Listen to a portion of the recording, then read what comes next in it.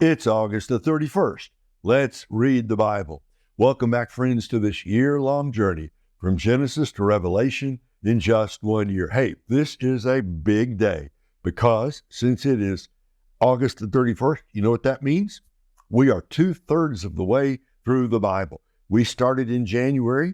We have been just chugging along the Bible bus, the Bible train, climbing the mountain of God's revelation. And so today, we are 2/3 of the way through the Word of God, and so much more is coming. By the way, I just printed out the reading guide for the month of September. We're going to do 2 days in the book of Proverbs, then we'll do 2 Corinthians, Ecclesiastes, 15 of the Psalms, Song of Solomon, Galatians, Ephesians, and the first 29 chapters of Isaiah. So September's going to be a big month. Stick around. Glad you're with us today. Now, we are in the second half of the wonderful book of Proverbs. And you know, I've told you several times that this book is about wisdom. It's part of the wisdom literature of the Old Testament. But what is wisdom? Well, in terms of Proverbs, it's how life works. It's the owner's manual for life on earth. And what we've had in these last few chapters is these pithy proverbs, just one after another. And sometimes you can discern a flow of thought. Sometimes it's almost like, well, you know, Solomon had a bag full of proverbs and it feels like he just pulled this one out and pulled that one out. Well, starting today and carrying on really through the end of the book, we're going to see more in terms of structure. We're going to see the 30 sayings, one after another. Then we're going to see other wise sayings. And then we're going to find out in chapter 25, which is the last chapter for today, that in the days of King Hezekiah, some of his scribes gathered other proverbs by Solomon, and those are arranged, well, sort of thematically, just a little bit different. What I'm saying is the first 29 chapters of Proverbs are all by Solomon, but from chapter 25 through 29, they are the Proverbs of Solomon that were arranged by the scribes of King Hezekiah. You'll see that when we get to it. Just a reminder of the overall plan of the book: the precepts of wisdom, chapters 1 to 9, the Proverbs of Solomon, 10 through 29, then the Proverbs of Agur and Lemuel, chapters 30 and 31. So today, by God's grace, we're going to read Proverbs 22, 23, 24, and 25. Let's hop right on in to Proverbs 22. A good name is to be chosen over great wealth. Favor is better than silver and gold. Rich and poor have this in common: the Lord makes them all. A sensible person sees danger and takes cover, but the inexperienced keep going and are punished. Humility, the fear of the Lord, results in wealth, honor, and life. There are thorns and snares on the way of the crooked. The one who guards himself stays far from them. Start a youth out on his way. Even when he grows old, he will not depart from it. In the King James, train up a child in the way he should go. When he is old, he will not depart from it. The rich rule over the poor, and the borrower is slave to the lender. The one who sows injustice will reap disaster, and the rod of his fury will be destroyed. A generous person will be blessed, for he shares his food with the poor. Drive out a mocker, and conflict goes too. Then quarreling and dishonor will cease. The one who loves a pure heart and gracious lips, the king is his friend. The Lord's eyes keep watch over knowledge, but he overthrows the words of the treacherous. The slacker says, "There's a lion outside. I'll be killed in the public square." The mouth of a forbidden woman is a deep pit. A man cursed by the Lord will fall into it. Foolishness is bound in the heart of a youth. A rod of discipline will separate it from him. Oppressing the poor to enrich oneself and giving to the rich both lead only to poverty. Listen closely. Pay attention to the words of the wise, and apply your mind to my knowledge. For it is pleasing if you keep them within you, and if they are constantly on your lips. I have instructed you today, even you, so that your confidence may be in the Lord. Now, verse 20. Haven't I written for you 30 sayings about counsel and knowledge, in order to teach you true and reliable words, so that you may give a dependable report to those who sent you? So now, we're going to have these 30 sayings backed up one against another. Don't rob a poor person because he is poor. Don't crush the oppressed at the city gate, for the Lord will champion their cause and will plunder those who plunder them. Don't make friends with an angry person, and don't be a companion of a hot-tempered one, or you will learn his ways and entangle yourself in a snare. That's really good advice. Don't be one of those who enter arguments, who put up security for loans. If you have nothing with which to pay, even your bed will be taken out from under you. Don't move an ancient boundary marker that your ancestors set up.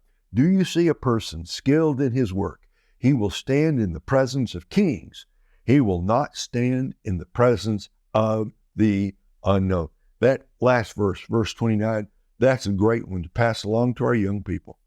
Learn a skill, learn a trade, learn a field of knowledge and expertise.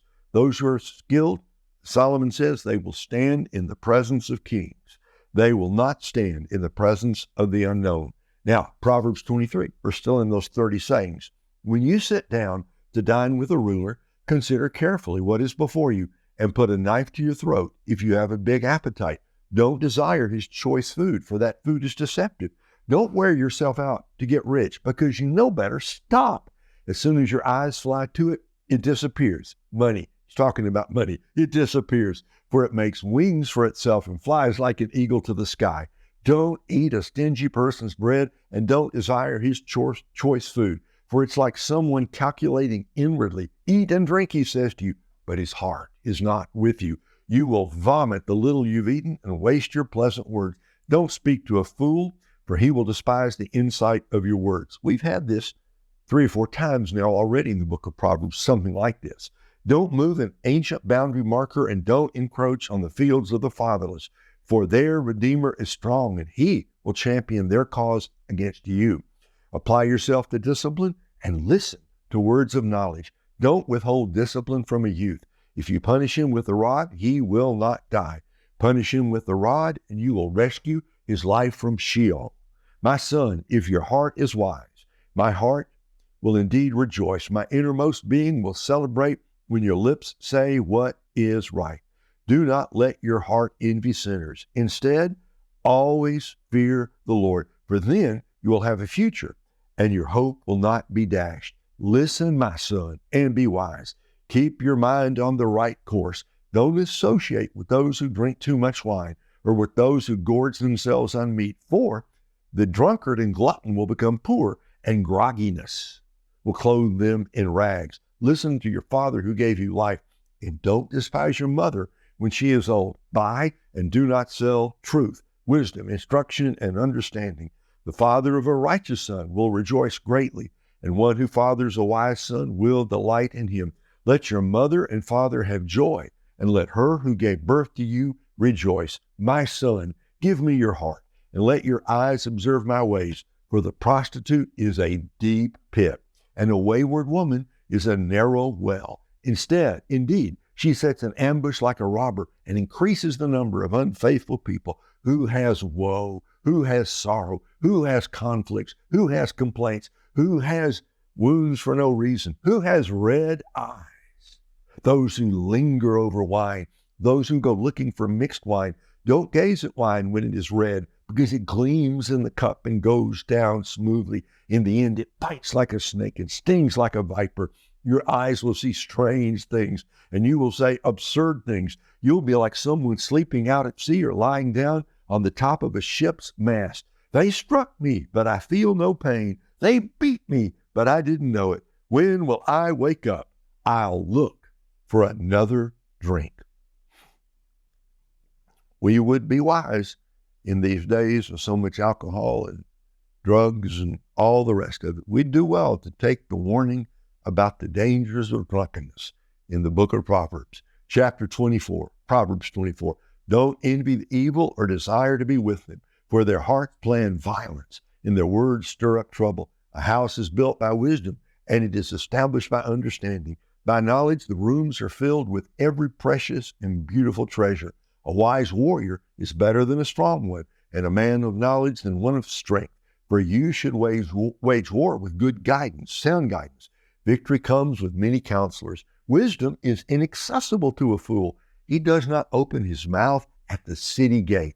The one who plots evil will be called a schemer. A foolish scheme is sin, and a mocker is detestable to people. If you do nothing in a difficult time, your strength is limited. Rescue those being taken off to death and save those stumbling toward slaughter. If you say, but we didn't know about this, won't he who weighs hearts consider it? Won't he who protects your life know? Won't he repay a person according to his work? Eat honey, my son, for it is good, and the honeycomb is sweet to your palate. Realize that wisdom is the same for you. If you find it, you will have a future, and your hope will never fade. Don't set an ambush, you wicked one, at the camp of the righteous men. Don't destroy his dwelling. Though a righteous person falls 7 times, he will get up, but the wicked stumble into ruin. Don't gloat when your enemy falls, and don't let your heart rejoice when he stumbles, or the Lord will see, be displeased, and turn his wrath away from him. Don't be agitated by evildoers, and don't envy the wicked, for the evil have no future. The lamp of the wicked will be put out. My son, fear the Lord as well as the king, and don't associate with rebels, for destruction will suddenly come from them. Who knows what distress these two can bring? Now, starting in verse 23 of chapter 24, these sayings, we're finished with the 30 sayings. Now, just generally, verse 23, these sayings also belong to the wise. It is not good to show partiality in judgment. Whoever says to the guilty, you are innocent, people will curse him, and nations will denounce him. But it will go well with those who convict the guilty, and a generous blessing will come to them. He who gives an honest answer gives a kiss on the lips. Complete your outdoor work and prepare your field. Afterward, build your house. Don't testify against your neighbor without cause. Don't deceive with your lips. Don't say, I'll do to him what he did to me. I'll repay the man for what he has done. I went by the field of a slacker and by the vineyard of one lacking sense. Thistles had come up everywhere. Weeds covered the ground, and the stone wall was ruined. I saw and took it to heart. I looked and received instruction. A little sleep, a little slumber, a little folding of the arms to rest, and your poverty will come like a robber, and your need like a bandit. Now, chapter 25. Let me just read this first verse. These two are Proverbs of Solomon, which the men of King Hezekiah of Judah copied. So, a couple hundred years after Solomon's day, King Hezekiah, a very good king, came to the throne. He had his men assemble further Proverbs by King Solomon. So this, up until now, everything I think was arranged by Solomon himself, basically. But now, these are Solomon's words, but arranged by the scribes of Hezekiah. It is the glory of God to conceal a matter, and the glory of kings to investigate a matter. As the heavens are high and the earth is deep, so the hearts of kings cannot be investigated. Remove impurities from silver, and material will be produced for a silversmith. Remove the wicked from the king's presence, and his throne will be established in righteousness. Don't boast about yourself before the king, and don't stand in the place of the great, for it is better for him to say to you, come up here, than to demote you in plain view of a noble. Don't take a matter to court hastily. Otherwise, what will you do afterward if your opponent humiliates you? Make your case with your opponent without revealing another's secret. Otherwise, the one who hears will disgrace you, and you will never live it down. A word spoken at the right time is like gold apples and silver settings. A wise correction to a receptive ear is like a gold ring or an ornament of gold. To those who send him, a trustworthy envoy is like the coolness of snow on a harvest day. He refreshes the life of his masters. The one who boasts about a gift that does not exist is like clouds and wind without rain. A ruler can be persuaded through patience, and a gentle tongue can break a bone. If you find honey, eat only what you need. Otherwise, you'll get sick from it and vomit. Seldom set foot in your neighbor's house. Otherwise, he'll get sick of you and hate you. This is what you might call real practical advice. A person giving false testimony against his neighbor is like a club, a sword, or a sharp arrow. Trusting an unreliable person in a difficult time is like a rotten tooth or a faltering foot. Singing songs to a troubled heart is like taking off clothing on a cold day or like pouring vinegar on soda. If your enemy is hungry, give him food to eat. And if he is thirsty, give him water to drink. For you will heap burning coals on his head, and the Lord will reward you. Those two verses here, 21 and 22, we saw that at the end of Romans chapter 12, quoted basically by Paul in Romans chapter 12. And the Lord will reward you.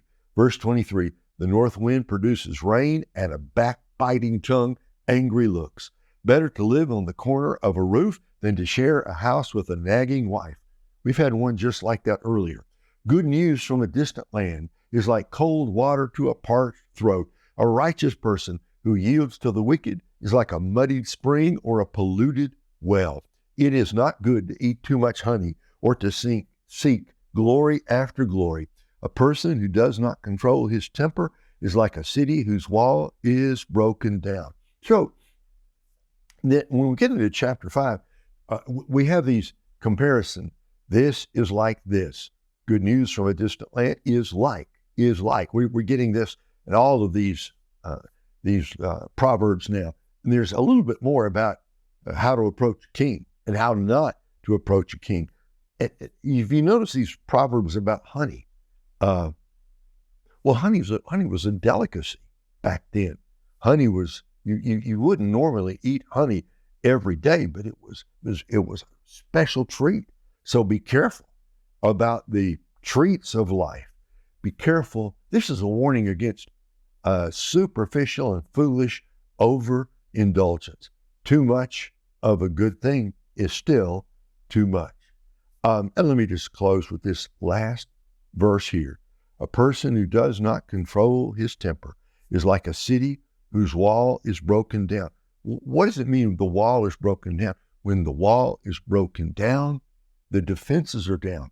Well, as long as the wall is up, the city is safe. But when the wall is down or when it's breached, then the enemy can come in. When you control your temper, when you control your anger, you're in a place of safety. But you get mad.